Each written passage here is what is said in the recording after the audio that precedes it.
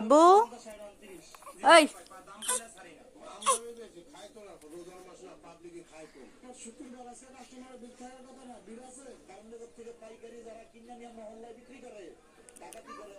শুধু সবজিতে স্বস্তি ফিরল এখনো অস্বস্তি গরু আর খাসির মাংসে।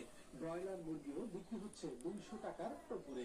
আমদানি তো কম নেই, কিন্তু দাম কেন কমছে না সেটা আমরা ভালো বুঝতেছি না। মধ্যবিত্ত খাসির মাংস খাবে, একটু গরুর মাংস খাবে, যে ডাকাতি করে আয় করবো, হার জব আয় দিব, হার জব দিতে হবে, এটা মাপ নাই। মাছের বাজারও চড়া। চাষের ট্যাংরা প্রতি কই কিংবা শিং কেজি 500 টাকার উপরে, রুই কেজি 300, আর ইলিশ তো সোনার হরিণ 1 কেজি ওজনের 2000 টাকা। তাই বা 80 টাকার পাঙ্গাস আর 200 টাকার তেলাপিয়ার চাহিদায় 1000 টাকা ইলিশ মাছ কেজি।